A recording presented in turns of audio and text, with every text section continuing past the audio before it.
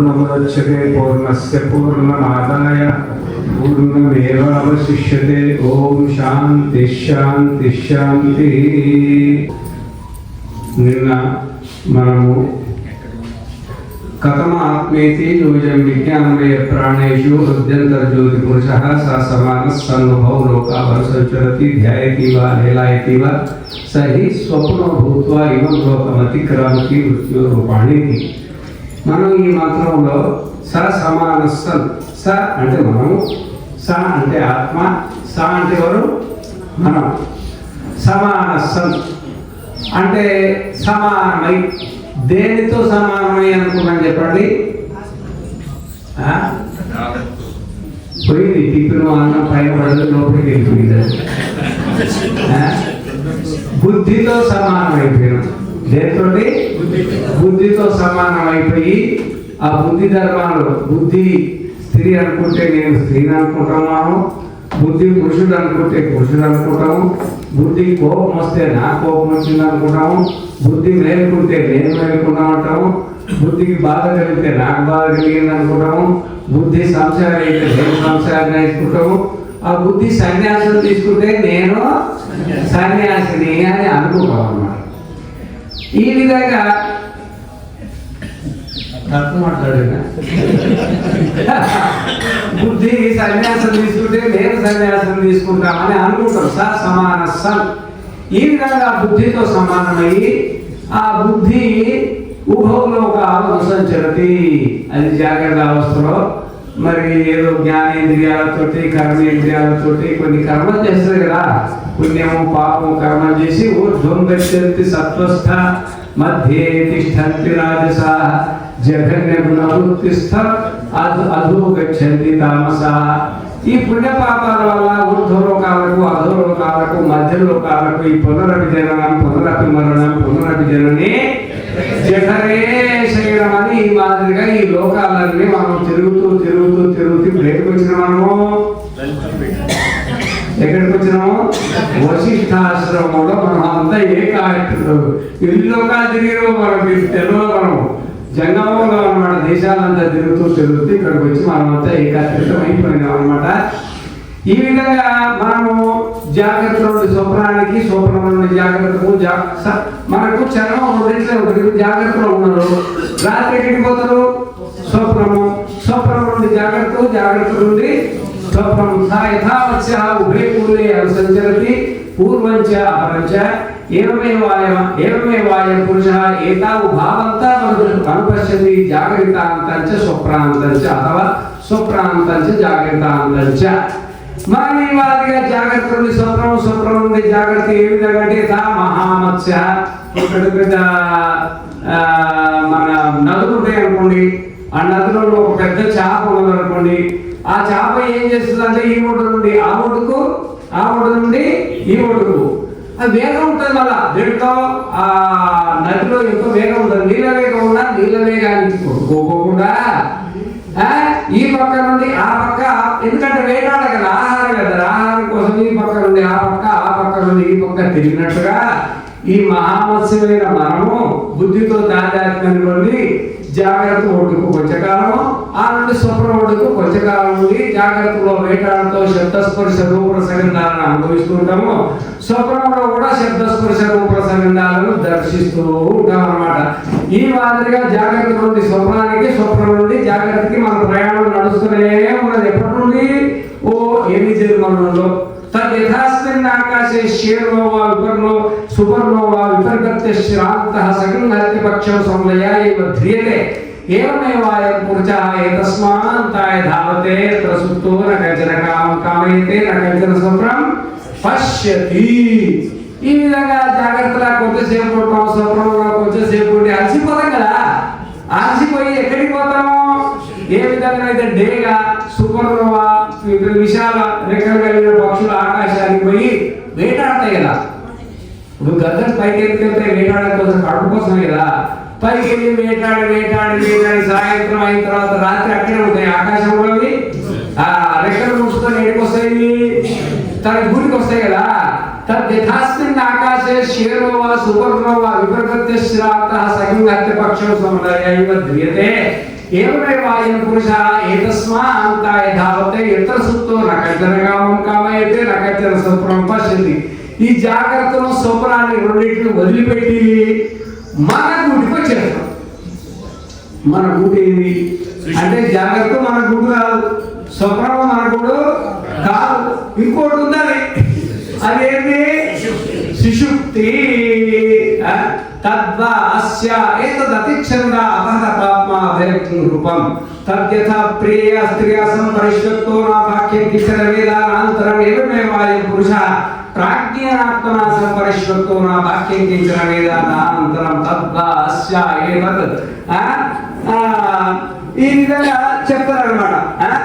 ఏ విధంగానైతే ఒక ఉదాహరణ చెప్పాడు. ఏ విధంగానైతే మరి వాస్తవికంగా మేము బ్రహ్మచారం చెప్పకూడదని రాసింది చెప్తున్నా. ఏ విధంగా ఒక తన ఇష్టమైనటువంటి స్త్రీని పురుషుడు ఆలింగనం చేసుకున్నప్పుడు బయటి ప్రపంచాన్ని మర్చిపోతాడంట, తన లోపల ప్రపంచాన్ని కూడా మర్చిపోయి ఒక ఉన్మత్త స్థితిలో ఉండిపోతాడో ఆ విధంగా ఈ జాగ్రత్తను స్వప్నం రెండింటిని వదిలిపెట్టి ప్రాజ్ఞానాత్మన సంపరిష్వతో తనకి ఇష్టమైనటువంటి ఆత్మతో ఆలింగనం చేసుకోడు. తనకి ఇష్టమైన ఆత్మతోటి ఆలింగనం చేసుకొని అక్కడ హాయిగా ఉంటమాట. అది మన కథ అన్నమాట. ఈ విధంగా జాగ్రత్త సంచారం ఏమో జాగ్రత్తలో స్వప్నంలో ఉంటుంది, కానీ సుషుప్తిలో ఏమి సంచారం ఉండదు.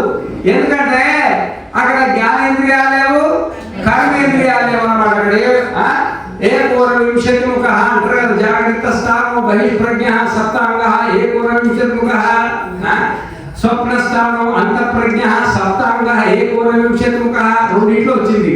సుషుప్తి పోయేప్పటికి ఏమైంది? యత్ర సుప్తో నకంచన కామం కామయతే నకంచన స్వప్నం పశ్యతి తత్ సుషుప్తం సుషుప్తస్థాన ప్రజ్ఞానభూత ప్రజ్ఞాన ఘన ఏవానందమయో హి ఆనందభుక్ చేతో ముఖ ప్రాజ్ఞ స్తుతి యత్పాద. అక్కడ ఏమైనా ఉన్నాయా అవయవాలు? చెప్పిండు అవయవాలు అక్కడ ఒక జ్ఞానేంద్రియాలే, ఒక కర్మేంద్రియాలే, ఒక శరీరం లేదు, అన్నీ వెళ్ళిపోయి మన స్వరూపంలో ఉంటూ ఈ మాదిరిగా మనము జాగ్రత్త స్వప్నం సుషుప్తు తిరుగుతూ కొంతకాలం అయిన తర్వాత తద్యత అనః సుసమాహితం ఉత్సర్గర్యాయాత్ ఏవమేవాయం శారీరాత్మ ప్రాజ్ఞానాత్మన సంపరిష్వతో ఉత్సర్గర్యాతి ఎత్రైత దూర్ధోచ్ఛ్వాసి భవతి. ఇప్పుడు ఈ జాగ్రత్త అవస్థ, స్వప్నావస్థ, సుషుప్తి అవస్థ ఎంతవరకు ఉంటాయి చెప్పండి? సత్య వరకు ఉంటాయి. ఎంతవరకు ఉంటాయి? సత్య వరకు ఉంటాయి. చచ్చిపోయినప్పుడు చెప్తున్నాడు యథా అనః సుసమాహితం ఉత్సర్గర్యాయ. యథా అనః, అనః అంటే దూరబండి. మనము ఒక ఊరు ఉందనుకోండి, ఒక ఊళ్ళో మనం ఏం చేస్తామంటే ఇల్లు, ఇంకొక ఊళ్ళో ఉంటున్నాం, ఇల్లు మొత్తం అమ్మేసుకున్నాం, కానీ సామాన్లను పట్టుకెళ్తాం కదా. మన సామాన్లు సరుకులు ఎండి బంగారం అంతా ఆ బండ్లు వేసుకొని మొత్తం సరుకు సామాన్లు అన్ని లాగి చిన్న లారీ బయలుదేరి అక్కడికి పోతాయి కదా. ఆ విధంగానే ఎట్లయితే ఊర్ధ్వశ్వాసి భవతి, మనమైతే ఊర్ధ్వశ్వాసి అంటే చచ్చిపోయినప్పుడు శ్వాసలు ఎక్కువ వస్తుంటాయి కదా. చూసారా చచ్చిపోయేవాళ్ళం? చూసారా? తమకాయలే అవుతారు. దీర్ఘోశ్వాసలు వస్తాయంట. ఆ దీర్ఘోశ్వాసల సమయంలో మనం చేసుకున్న పుణ్యాన్ని, మనం చేసుకున్న పాపాన్ని ఇదే ఎదురబడి ప్రాజ్ఞానాత్మ. ఈ విధంగా మనము అనువారుడు అంటే ఆత్మను అనువారుధమై బండి ఏంటంటే మనకు ఆత్మనే బండి. మనం ఏ బండిలో ఉన్నాం? ఇప్పుడు ఆత్మ అనే బండిలోనే ఉన్నాం. కాబట్టి ఇప్పుడు శరీరం ఉంది, అప్పుడు శరీరం ఉండదు. ఆ తర్వాత బయలుదేరి అట్లా వెళ్ళిపోతాం అన్నమాట. ఇప్పుడు అక్కడికి వెళ్ళిపోతాం. వెళ్ళిపోయిన యథా రాజా మాయాంత ముగ్రాల ప్రత్యేక సహాసు తగ్రామణ్యు అన్నై పానై రాసతై పరికల్పంతే అయ మాయాత్తే ఆగచ్చతి హైమ విరగం సర్వాణి భూతాన్ని పరికల్పంతే ఇదం బ్రహ్మాయ అతీతం ఆగచ్చతి ఇది. ఇక్కడ నుండి అక్కడికి పోయేప్పటికీ ఇప్పుడు మనము ఈ శరీరంలో, మానవ శరీరంలో 5 నెలలు పూర్తి అయిన తర్వాత ప్రవేశిస్తూ ఉంటాం. శ్రీమంతం చేస్తారు కదా, ఇళ్ళలో ఏమైనా ఐడియా ఉందా మీరు? ఆ 5 నెలలు పూర్తయిన తర్వాత చేస్తారా, ముందు చేస్తారా? ఎందుకు పూర్తయిన తర్వాత చేస్తారు అంటే 5 నెలలు పూర్తయిన తర్వాత ఈ మహానుభావులు వస్తారు అక్కడ నుండి ఇక్కడికి. ఎక్కడుండో తెలియదు, అక్కడ నుండి ఇక్కడికి. అంటే 5 నెలల ముందే మన శరీరం రెడీ అయి ఉంటుంది. మన శరీరం రెడీ అయి ఉంటాడు. మొత్తం మొత్తం 33 మంది దేవతలు మనకు. ఎంతమంది? సృష్టిలో ఉండేది 33 దేవతలు. దాంట్లో అష్ట వసువులు, ఏకాదశ రుద్రుడు, ద్వాదశ ఆదిత్యులు, ఒక ఆయన ఇంద్రుడు, ఒక ఆయన ప్రజాపతి. మొత్తం ఎంతమంది? 33. 33లో మొట్టమొదటి అష్ట వసువులు ఉన్నారు కదా. వసతి కల్పయంతి వసవ అన్నారు. మనకు వసతి ఏంటి అంటే ఈ శరీరంలో ఉండే కదా మనం వ్యవహారం చేస్తున్నాం. మన శరీరానికి వేరే వసతి ఉంది. అంటే ఈ శరీరాల నిర్మాణం మన కర్మలను ముందే వాళ్ళు ఎప్పటికప్పుడు రికార్డ్ అవుతుంది కదా. మనం చనిపోకముందే శరీరం రెడీ చేస్తున్నారు. 14 లోకాలలో ఏ శరీరం రాబోతుందో ముందే వాళ్ళు నిర్ణయించుకొని అష్టవశువులు అంటే పృథివిశ్చ, అగ్నిశ్చ, వాయుశ్చ, అంతరిక్షశ్చ, ఆదిత్యశ్చ, గౌశ్చ, చంద్రమాచ, నక్షత్రయశ్చ ఏసే అర్థవసవు అన్నాడు. ఏదే అర్థవు వసవు అంటే ఒకటి భూమి, ఒకటి అగ్ని, ఒకటి గాలి, ఒకటేమో అంతరిక్షం, ఒకటేమో మరి సూర్యుడు, ఒకటేమో దేవలోకము, ఒక ఆయన చంద్రుడు. ఈ విధంగా మొత్తం నక్షత్రాలతో కూడా కలిపి 8 మంది వసువులు అంటే వసతి కల్పించే వాళ్ళని. మనకు భూమికి ప్రాణం లేదనుకుంటాం, భూమికి ప్రాణం ఉంది, అగ్నికి, అన్నిటికీ ప్రాణమే ఉంది. దేవతలు అంటారు కదా, వీటిని ఏమంటారు? దేవతలు. ఈ భూమికి మరి ప్రాణం ఉన్నట్టు మనకి ఎట్లా తెలుస్తుంది అని అనుకుంటాం కదా. ఇప్పుడు అమ్మగారు ఉంటారు కదా, అమ్మగారు నువ్వు పిల్లల్ని అంటారు కదా, అంటారా కదా. మా అమ్మ నన్ను అనింది కదా, అట్లా నీ అమ్మలు మిమ్మల్ని అన్నారు కదా. బతికుండి కన్నారా చచ్చిపోయి కన్నారా చెప్పండి? చచ్చిపోయి మరి కనొచ్చుగా, కనడానికి అవకాశం ఉందా? లేదనమాట. మరి కణాలంటే ప్రాణం ఉండాలి కదా. మరి ఈ భూమిలో మరి ఎన్ని ఉన్నాయి చెప్పండి? 21 లక్షల రకాల జాతుల వనస్పతులు ఉన్నాయి. 21. భూమి వేస్తే, భూమిలో గింజ వేస్తే చెట్టు మొలుస్తుంది. ప్రాణం లేదు ఎట్లా మొలిసిందమ్మా? దాంట్లో బరాబర్ ప్రాణం ఉంటేనే అది మొలుస్తుంది. ప్రాణం లేకుండా కూడా చెట్లు మొలుస్తాయంటే ప్రాణం లేని మనిషిని కూడా పిల్లలను కనాల. అది నియమం అన్నమాట. కాకపోతే మనకున్నట్టు లేకపోవచ్చు, కాళ్ళు చేతులు లేకపోవచ్చు. యా పృథివ్యాంతిష్టం పృథివ్యాః అంతరో యన్ పృథివీ రవేద యస్య పృథివీ శరీరం యః పృథివీమంతరో యమయత్తే చరాత్మ అంతర్యామ్యముతః.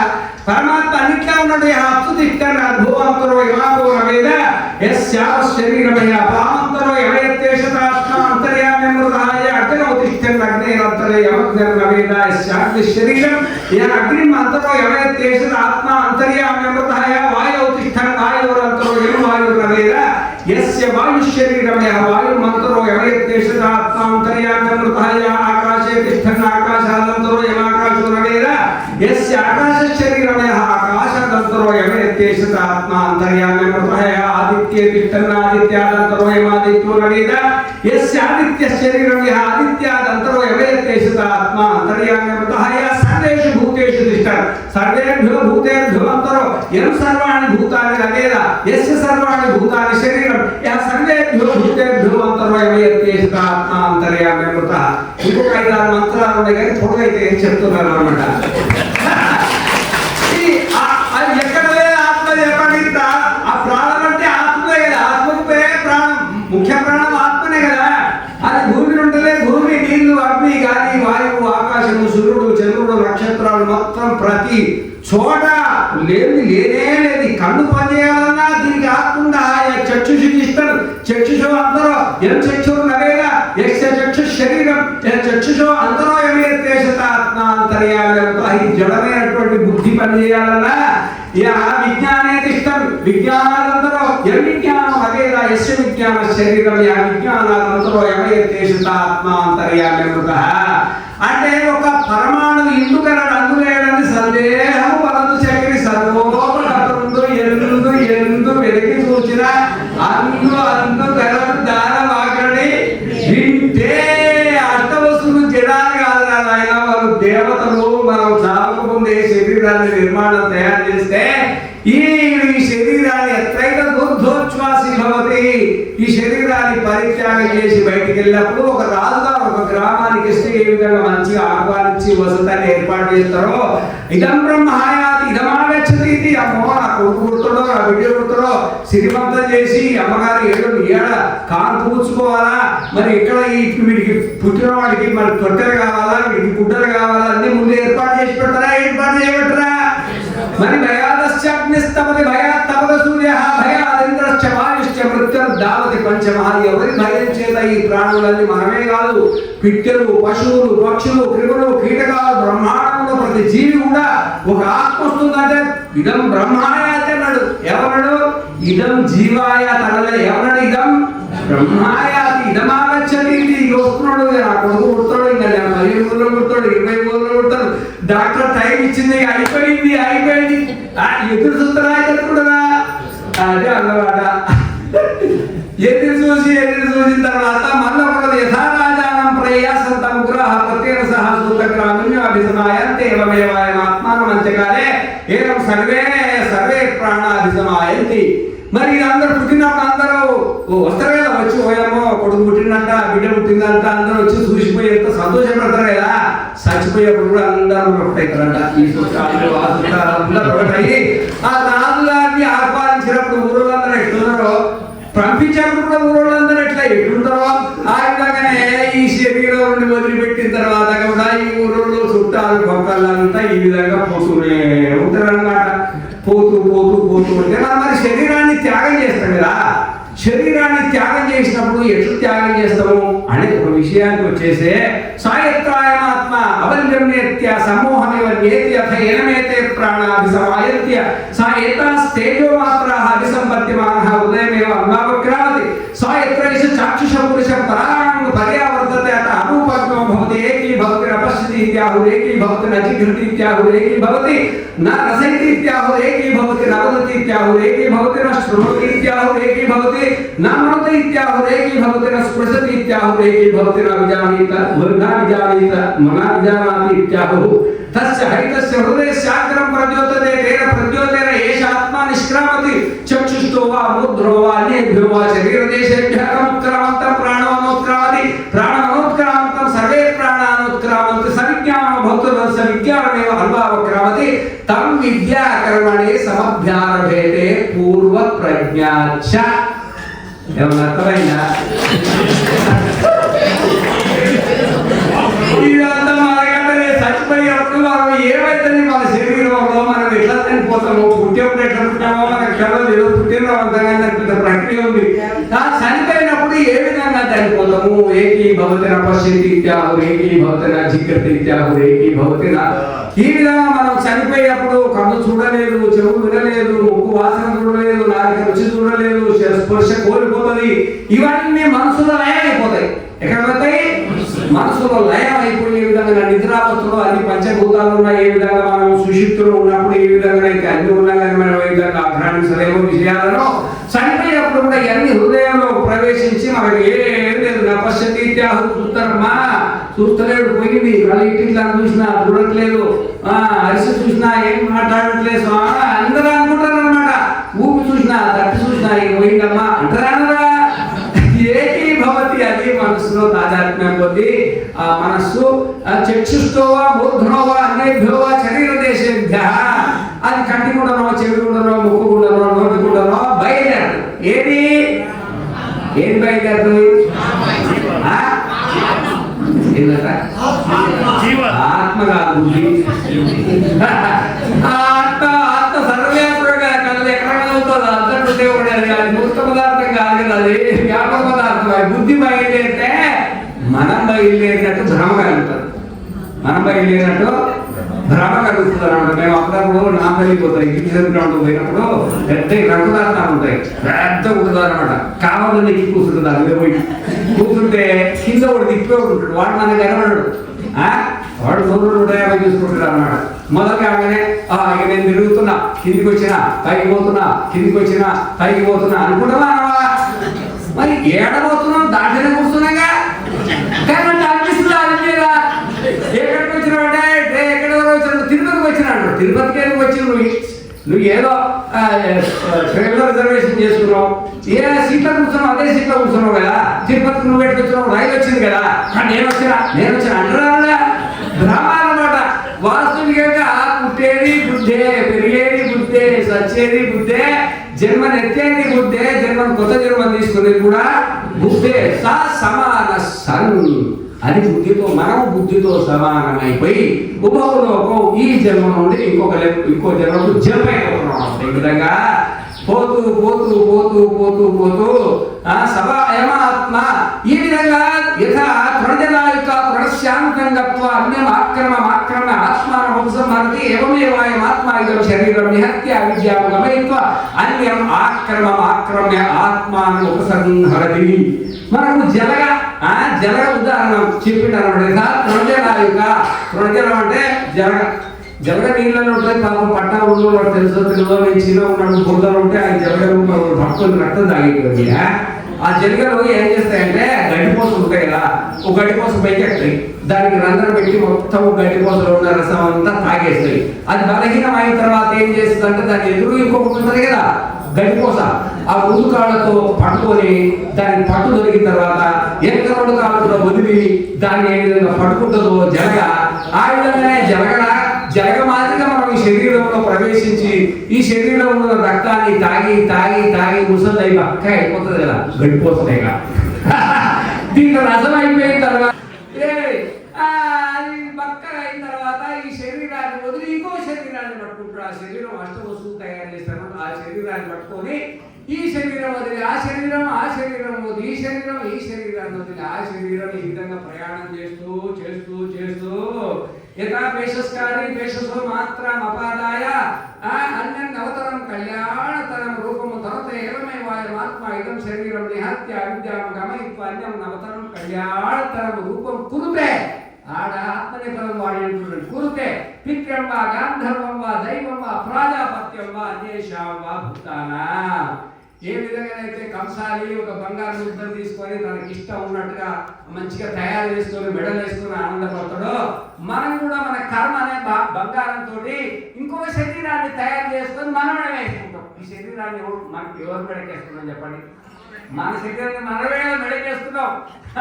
కాకపోతే కంసాలి వాడు అష్టవస్తువులు తయారు చేసింది, మనమే మన కర్మతోటి తయారు చేసేసి సవాయమాత్మ విజ్ఞానమయో మనోమయ ప్రాణమయ చక్షుర్మయ శ్రోత్రమయో పృథ్వీమయో వాయుమయో ఆకాశమయ తేజోమయో అతేజోమయ కామమయో అకామయ క్రోధమయో అక్రోధమయో లోభమయో మోహమయో ధర్మమయో అధర్మమయ సర్వమయ తదేతద్ ఇదమయో అదోమయ యథాకారి యథాచారి తథా భవతి సాధుకారి సాధుర్భవతి పాపకారి పాపో భవతి పుణ్యేన కర్మణ భవతి పాపేనేతి అతో కామాహు కామమయ ఏవాయ పురుషః ఇతి సా యథా కామో భవతి తత్కర్తుర్భవతి యత్కర్తుర్భవతి తత్కర్మ కురుతే యత్కర్మ కురుతే తద్ అభిసంపద్యతే.